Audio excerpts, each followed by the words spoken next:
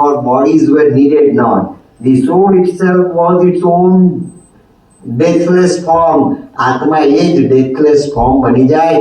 માનતુંગાચાર્યએ જાય 44 બેડી, અને મેં કહ્યું આપને વિગતે વારી કરી નથી શકું, ટાઈમ આપણી પાસે નથી, પણ 44મી બેડી તોડી તે વખતે માનતુંગાચાર્યનું શરીર કામ નહોતું કરતું, માનતુંગાચાર્યની નસો કામ નહોતી કરતી, માનતુંગાચાર્યની નસોમાંથી લોહી નહોતું વહેતું, માનતુંગાચાર્યની નસની અંદર દેખાય હ્યુમન બોડી જે પ્રવાહ વહેતો હતો એ ઓશન ઓફ એનર્જીનો પ્રવાહ, એ આત્માનો પ્રવાહ વહેતો હતો.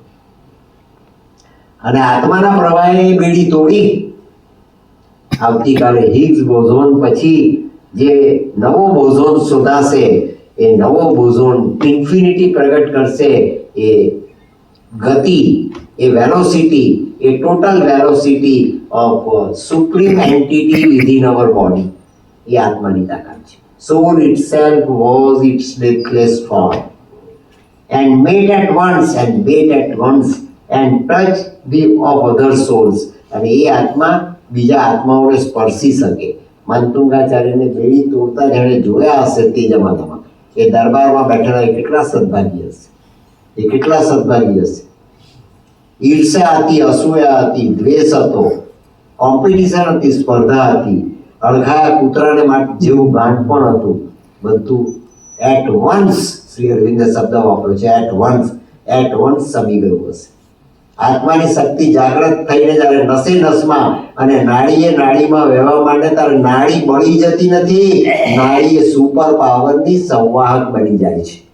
એ ભગવત ભક્તામણ સ્તોત્રનું વિજ્ઞાન છે. And made at once the touch of other souls. Shri અરવિંદે લખ્યું, હજુ આટલી વાત પણ ન સમજાય હોય તો આ વાત સમજાઈ જશે. શ્રી અરવિંદે એની પર સ્ટેમ્પ માર્યો, ક્લોઝ, આપણી નજીક છે. બોડી આત્માની સૌથી નજીક છે. સો ક્લોઝ, બ્લિસફુલ, આનંદનો ખજાનો છે. કોન્ક્રીટ, નકરી વાસ્તવિકતા છે. વન્ડરફુલી ટ્રુ, આ સત્ય છે.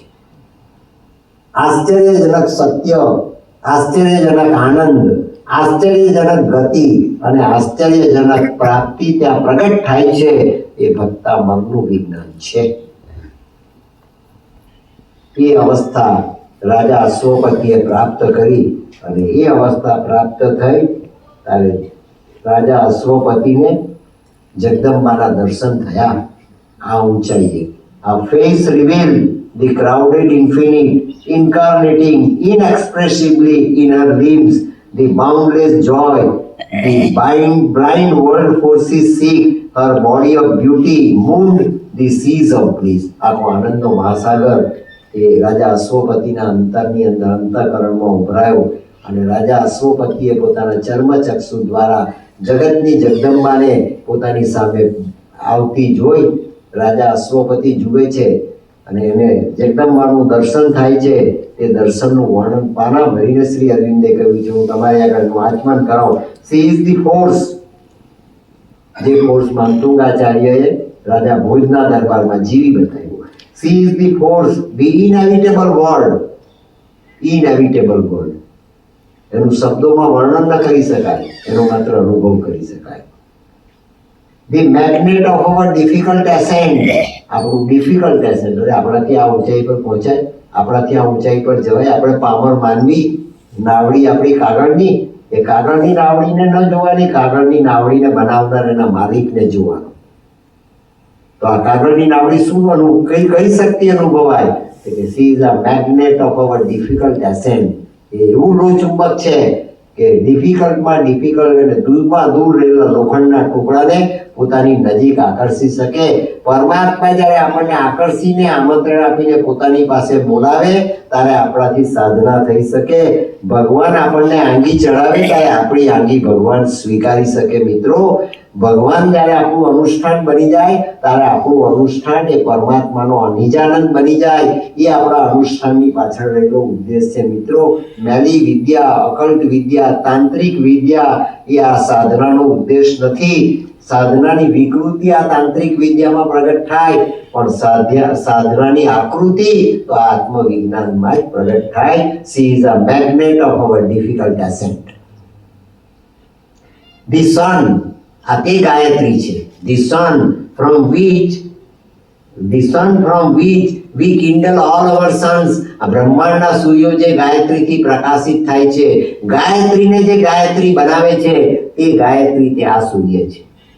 The sun from which we kindle all our suns, all our sunflares. અને આજનું વિજ્ઞાન પુરવાર કરે છે કે બ્રહ્માંડમાં અનેક સૂર્યો છે, પણ એ અનેક સૂર્યોને જે શક્તિ આપે છે, પ્રકાશ આપે છે, લાઇટ આપે છે, એનર્જી આપે છે, તે શક્તિ એનું મંતુંગાચાર્ય ભર દરબારની અંદર રાજા ભોજના આવાહન કર્યું એ ભક્તામણ છે. માટે ભક્ત, ભક્તિ અને ભગવાન એ ત્રણે ત્રણનું અમરત્વ જ્યાં સ્થિર થઈ જાય એ ઇન્ફિનિટી એને શ્રી અરવિંદે ઇઝ ઇક્વલ ટુ ઇન્ફિનિટી તરીકે પીછાડ્યું છે.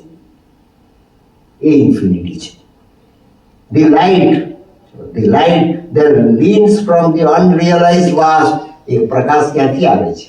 અનરિયલાઇઝડ વાસ્ટ, આ અવકાશની ઉપરથી, એ અવકાશની ઉપર સુધીની ગતિ આપણો આત્મા કરી શકે છે, તો બોડીના કણ સુધીની ગતિ એ ન કરી શકે.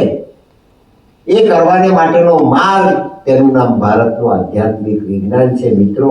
અને એ અવસ્થા રાજા અશ્વપતિને પ્રાપ્ત થઈ. ત્યાં રાજા અશ્વપતિને દર્શન થયું અને રાજા અશ્વપતિએ જેને જોયું તેની આગળ પોતાની પ્રાર્થના કરી. સૂર્ય અને ચંદ્ર જેની આંખો છે, નક્ષત્રો, ગ્રહો અને તારલા જેની આભલાની, જેની ચૂંદડીના આભલા છે, એ જગદંબા સ્વયં ડગલા માંડતી રાજા અશ્વપતિની સામે આવી.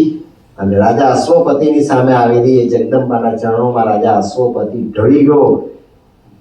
Just like an unconscious prone, Shri અરવિંદે શબ્દ વાપરાય છે. અનકોન્શિયસ પ્રોન તરીકે ઢળી ગયો. આ સમાધિની ઊંચામાં ઊંચી અવસ્થા.